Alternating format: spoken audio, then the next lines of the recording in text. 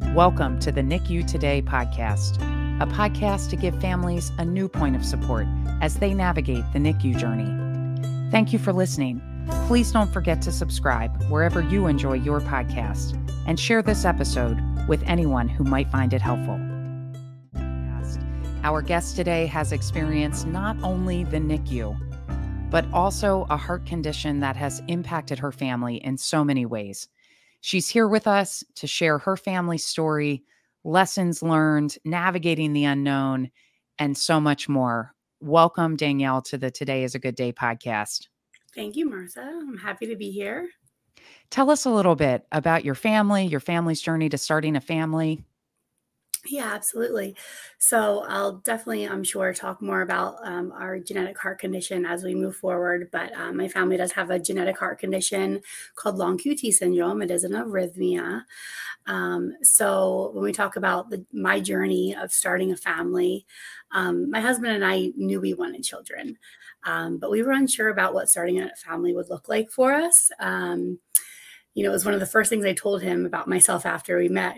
I'm surprised I didn't scare him off. But I needed him to know about the ways that this could, possibly affect me and, starting a family in the future. So we talked about seeing a genetic counselor, a surrogate, adoption. We talked about a lot of different options. However, I did end up getting pregnant and had my first daughter, and that is where our journey started. We have 3 daughters now. So that's kind of where it started. As far as, going back a little bit, I did lose my mom to a genetic heart condition we have when I was 3 months old. So postpartum is a very high risk time for us. And so during, she was in that postpartum period when she did have a fatal arrhythmia that she was not able to come back from. So it's definitely something that we take really seriously, but we have some great doctors and good care. Can you tell us a little bit about the genetic heart condition that your family has? Absolutely. So long QT syndrome, it's actually a mutation on the one of the potassium channels. And I think now they've maybe identified, I don't know, I want to say 20 plus different specific genetic mutations. But to give a really basic example of what long QT syndrome is, you have the actual heartbeat itself. So that's kind of the up part of the heartbeat. And then you have that flat part. And that's the recovery period. So your heart beats, it recovers, and it beats again. That recovery period is the QT interval. And my interval is too long. So what that means is my heart is still recovering from the previous beat when it attempts to beat again. Okay. When that happens, my heart gets super confused. And the higher your heart rate is, the higher chance it is that could happen. And then there's, it could go into what they call torsades, which is where really it's a very hard arrhythmia to get out of. So that's, in a few sentences, what is actually happening. So the length of your QT interval, the longer it is, the more high risk you are. And this is I'm sorry. Oh, I was gonna say mine's really long. My daughter's is long, but not as long. So it's we can look at it that way. And this is a genetic condition, but it's something you can be screened for as well. Correct. Yeah. So I actually, for me, I had an EKG and they caught it on the EKG. It can be diagnosed that way, but I had genetic testing done, so I could tell exactly what type I had because there's different triggers for each type of long QT syndrome. So we know what our triggers are. Our triggers are things that are ridiculous because we can't control any of them. So hormone changes being one of them. So for women, that's really tough. Startle is another one. And then any emotional stress. Mm-hmm. So they're all things that are really hard to really control in one's life. Well, it's interesting that you bring up the hormone piece of it, just talking about your journey to starting a family. Yes. But you've experienced the NICU, the cardiac ICU, the PICU with your children, with your daughters. Talk to us about those different experiences. What was the difference? What did that look like? Yeah, absolutely. So one of my three daughters has long QT syndrome. However, the only way at birth that we could really get any type of reading of what was going on with her heart was through an EKG. Genetic testing takes a little bit to come back. Although we did that with cord blood, we didn't have the results. So they had an EKG done. If it was abnormal, they were darn well going to the NICU to be monitored really closely. So although only one of my three has the condition,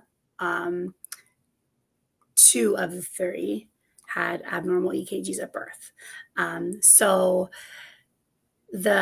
will say that for me, the cardiac intensive care unit was this very scariest.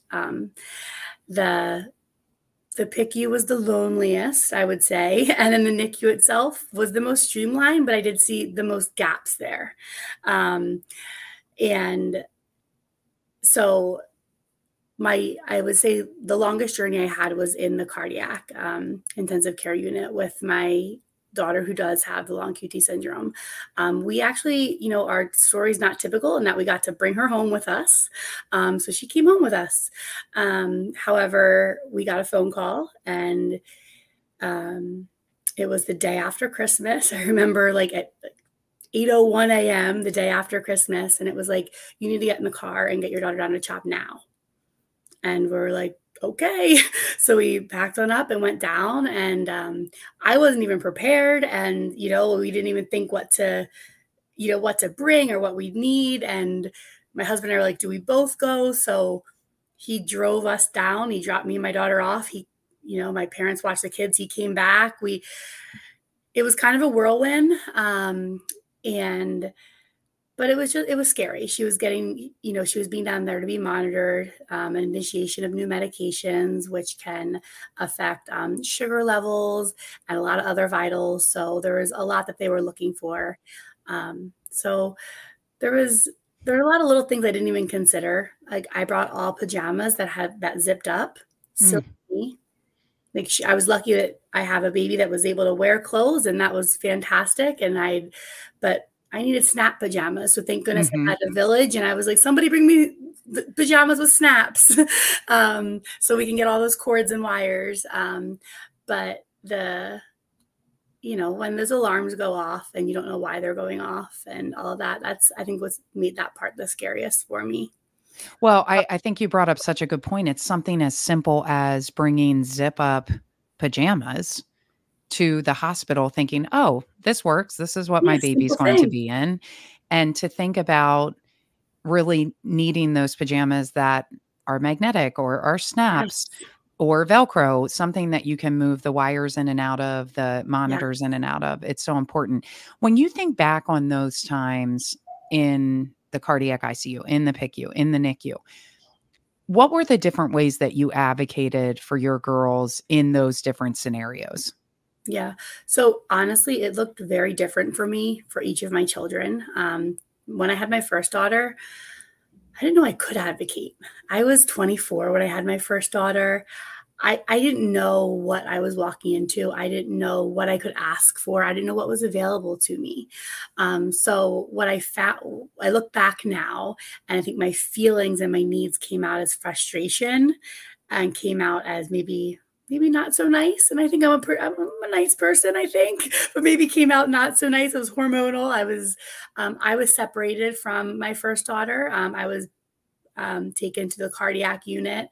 She was there in the NICU, and I wasn't allowed to leave the cardiac unit. They wouldn't let me leave, not even, and that's something I didn't know I could ask for. Like, can you give me a monitor that can move with me that I can take? Yes, they had those, but I didn't know I could ask for it so I could see her. So I didn't see her for maybe 3 days after I had her. And it was really tough. I didn't know that I could ask for someone to bring me a breast pump. I didn't know that.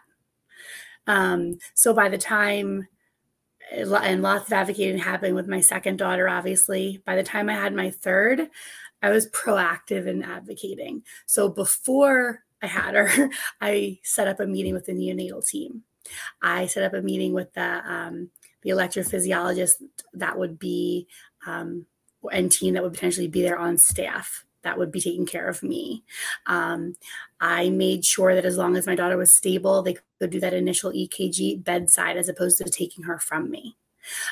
So those things I knew that I could ask, so I proactively advocated before they even happened.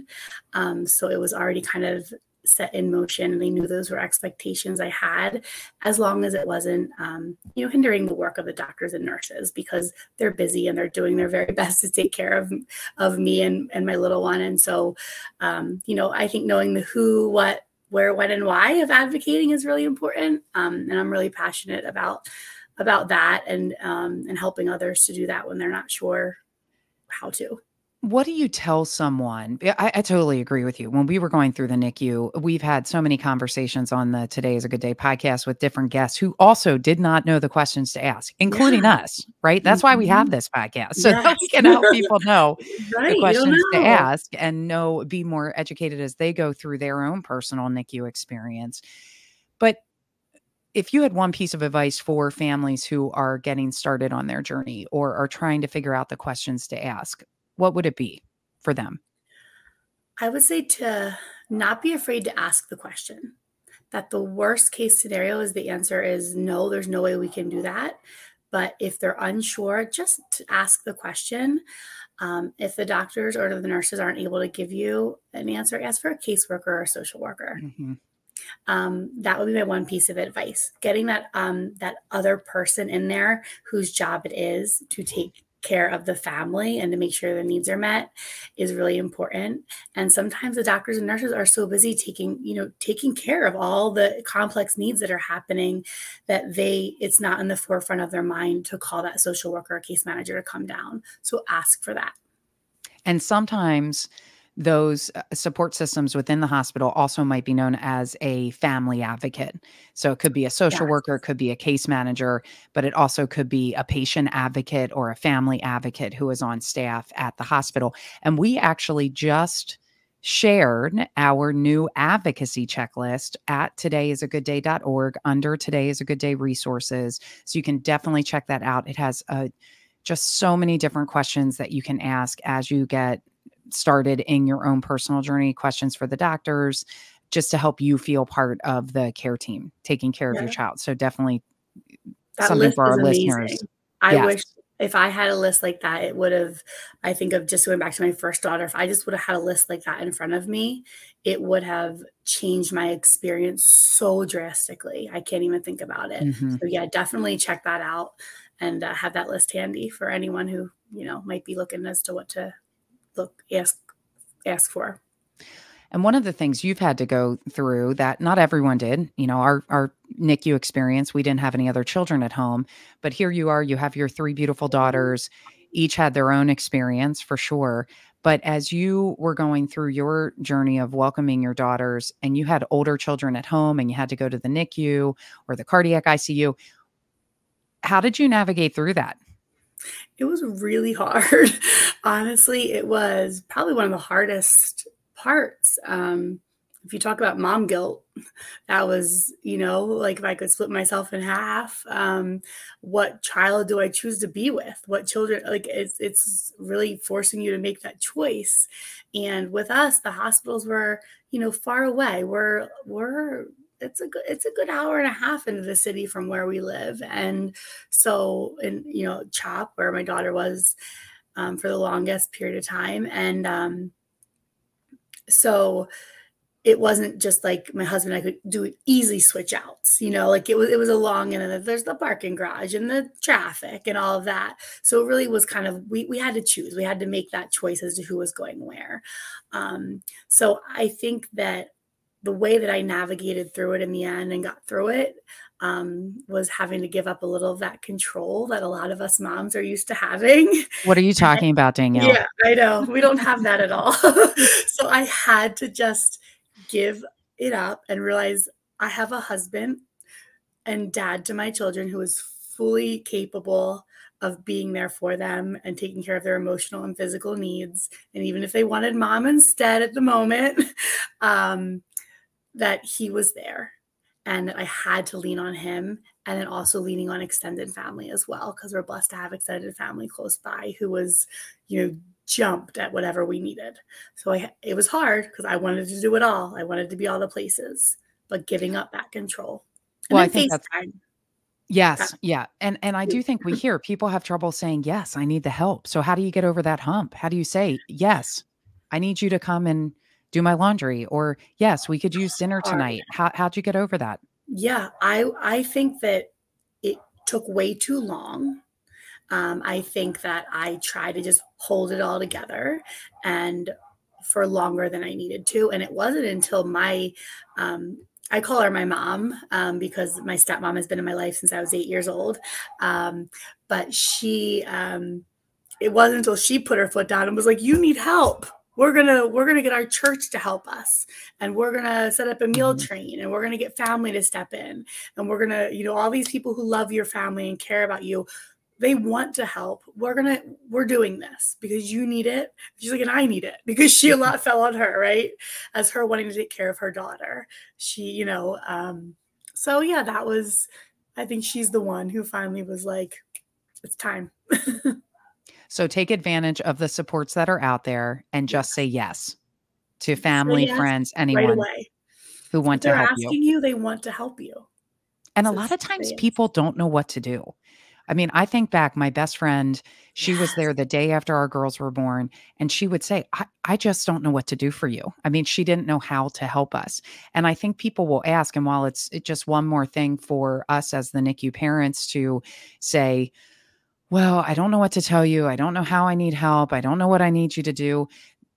Those coming in to say, how can I help? Really, a lot of times don't necessarily know how to help you. So you having that in the back of your head, yes, I need someone to go get my groceries. Yes, I could use Mhm. someone to vacuum my downstairs or to clean my bathrooms or to help make dinner tonight. Right. And Yeah. just tell them exactly what you need in that moment. Yeah, because those little things, I mean, I remember, sitting down at CHOP and being, yeah, I was worried about my daughter, but I was also thinking about, like, we think about 1,000 things in our head at once, and I was thinking, I'd hear, "Oh, so and so stopping by for a meal," and I'd be like, "Oh gosh, they're stopping by my house. I wonder if anyone vacuumed or cleaned up the Yeah. clothes, or is there laundry all over the place, or did my oldest like just drop all of her like dirty underwear on the floor?" Like, you just think of like all the things it could be, and so yeah, like, come just pick up. Can you just come like pick up around my house for me and just make sure it looks somewhat presentable? Something as little as that is a huge help when you're not there to do it. What did graduation day look like for you? Do you remember? You know what? Um, what I remember, and I know it should have been exciting, but it was scary, Mhm. right? Like, it should have been, "Hey, I think of graduation day, that's exciting," but I was scared out of my mind because now I had to do this. I had to take care of this baby myself without being able to ask questions every 2 minutes. And so it was scary, scary times. I do remember the ride home. Um, at that time, I worked very part-time, but I didn't go back to work for longer than typical until I was really comfortable, again, giving up a little of that Mhm. control and letting others take care of her. But yeah, that it was scary. It would be the word that I would say. Well, and that's important to recognize as so many people say, I just want to get home. I just want to get home. I oftentimes joke they had to kick us out of the NICU. I mean, we Yes. didn't leave, right? We went, Mhm. are you sure? How about if we Mhm. order pizza for everyone? Right, exactly. Are We'll we save really one more going day. home? Yeah. I don't think it's time yet. But Yep. it's a day Mhm. certainly mixed with mixed emotions For of sure. such joy that you've hit the milestone of being able to leave the NICU, but also a lot of fear, especially if you go home with equipment. Now, did you all have equipment when you came home from the NICU, or have you had equipment at any time? Yeah, so we've had equipment. When we came home, none of our children had equipment that they were using at that moment, which was nice. But we have had very constant use of Holter monitors, so cardiac Holter monitors. So depending on which ones they gave us, either 3 stickers or 13 or 14 stickers, lots of wires. They've come a long way in their ease, but with babies, it was really hard because there's all these wires, and then I didn't sleep. So if it was a 14-day Holter monitor, a 30-day Holter monitor, I didn't sleep because I was terrified they were going to choke themselves with the wires overnight. Like we'd rubber band them. We try the things, but you still worry. And then as my children have gotten older, the Holter monitors have now become, for them, kind of, they feel a stigma with them. They don't want to wear them to school, and they have to. So I have to now fight with them about it. And it becomes a big battle. And I feel bad. I understand where they're coming from. I get it, but I still have to make them do it. And it's hard as a mom to know that that's something that they're not embarrassed of, but it comes with questions from kids, because kids are curious and they have questions, and it's not something that can totally be hidden. And their teachers need to know about it, because if something's beeping or some, comes off, like the nurse needs to know. So they feel that stigma. So equipment can be, a challenge, and, dependent on the age, for sure. Well, and what you're talking about, I think, brings up such an important point, because we oftentimes talk about the hospital experience, but and we talk to families about this a lot, that is a chunk of time. That is one chapter. And there are so many different chapters that we all have in watching our children grow and what we go through, and depending on what our child has gone through, our children have gone through. But I think you bring up a good point around the heart monitoring that you've had to do.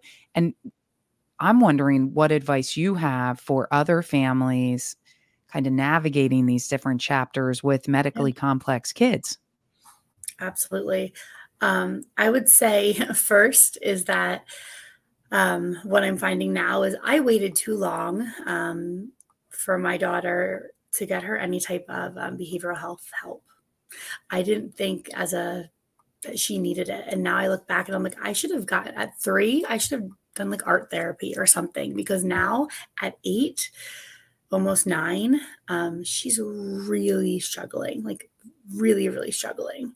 And so I would say, knowing that there's the potential for them to just have questions and have really big feelings is there.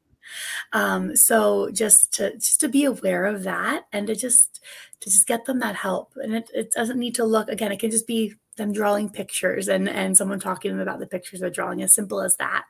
And I think also for me, as my child's getting older, making sure she knows that she is safe, that her job is not to worry. My job right now and the doctor's job is to take care of her. She has good doctors. Mom and dad are there to take care of her. We're making sure she's safe, and she gets to just be an 8-year-old kiddo. And that is what we're trying to do for her each day. That's amazing.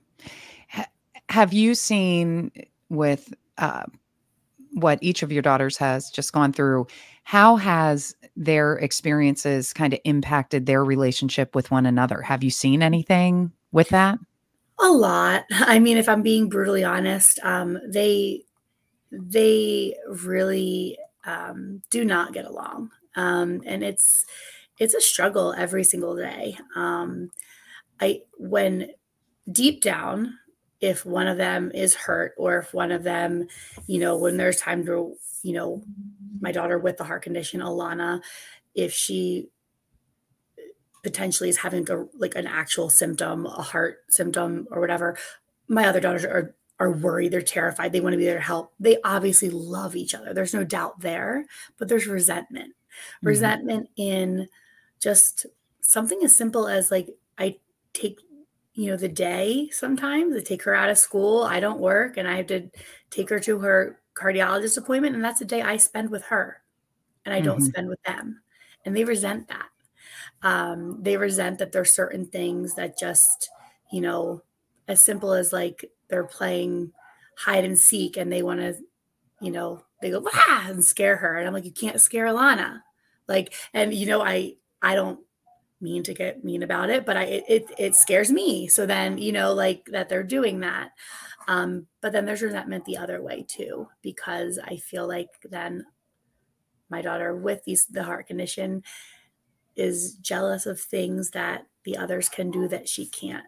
Mm-hmm. She's almost 9. She's starting to ask about sleepovers. And that at this age, it would only be with those of like, we have those close friends who are like, aunts and uncles kind of. But it's very hard to say, hey, here's my daughter, and here is her portable defibrillator, her AED, just in case she has a cardiac arrest. Go ahead and take that responsibility. That's a really hard thing to do. Whereas with the other two, when the age is appropriate and those times come, yeah, go ahead, or go have a play date. And now it becomes Mom, why are you staying at the birthday party? You can just drop me off. All the other parents are just dropping you off. And if I don't know the parent, I have to stay because I need to have her AED there, and I can't ask another parent to take on that responsibility. So she sees that, and then resents her sisters for being able to be kind of just dropped off and having a little more freedom. So it's something that we are trying to navigate and figure out where to loosen and tighten. It's hard. It's hard. And falling on you and your husband, kind of going through those emotions, but also you shared at the beginning, you lost your mother early on. Yes. And to the same heart condition that you have, that your daughter has, plus you're working with kind of navigating these growing up years and wanting to do the things that continue to have some restrictions around them and just to keep her safe. I mean, how do you personally navigate through all of those emotions and taking it each day? Yeah, I want to say that I'm doing great, but the days are hard. I think that the way that I get through each day is to know that I need to take care of myself physically and emotionally in order so I can make sure that I am there for my daughters and they don't have the same experience that I did. So at the end of the day, I remind myself of that often. And my husband has to remind me of it some days as well, that, I have to take care of me. And it's hard when you have medically complex kids. I want to take care of them. But I have to kind of, knowing that I have the heart condition that took my mother, I have to take care of me. And it's a hard thing to do. It feels selfish. But, I am so blessed to have the support of my husband who says to me, take care of you. You need to take care of yourself. The kids need their mom. So I think that helps me through it. The other piece that helps it be a little less scary, and I also explain to my daughter a lot as she's becoming more aware of the fact that she lost her grandmother to the same heart condition she has. It's scary to her, is to let her know that, my mom was actually undiagnosed and was not being treated. We are diagnosed, we are being treated, and we have the very best doctors. Again, I've been through, I would be embarrassed to tell you how many doctors that I have been through till I found ones that I felt like we have clicked with, and have looked at us as kind of, a whole person.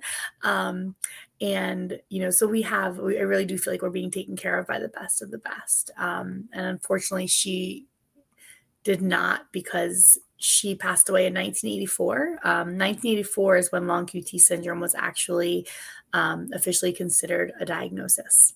So the doctors didn't know. Okay. There's nothing anyone could have done. There's nothing, my grandparents could have done. There's nothing the doctors could have done. No one knew it was a thing. She was diagnosed with epilepsy. So all of her cardiac events that she survived, her heart went back into normal sinus rhythm on its own, which was a miracle that she survived from 9 when she became symptomatic to 18 is really a miracle. We had her all those extra years. But yeah, so I think that's kind of what helps me navigate a bit.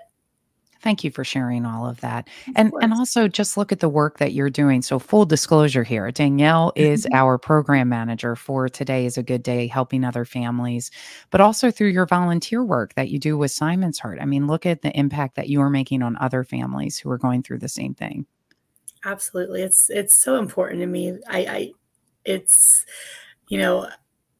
think that most of my weekends are spent volunteering in some way, shape, or form. And it's something that I enjoy, because I think that I know that we're making a difference. I get my girls involved in it, just because I want to, if I can save a life or make somebody's experience just a little bit easier, it really means the world, because I know going through the things that I have gone through, those out there advocating and spreading awareness have made a difference for me. Well, and I just want to come back to two things that you said when you were talking about your own self-care. One is finding the right medical team. So it is not always a once and done. Rarely is it a once and done that you find someone that you really feel comfortable with, that you feel is listening to you. So you met with several doctors. You've gone through different doctors, right? Oh, yeah. Yes. But how important is that? I think some people think, well, this is the doctor I was told to go to.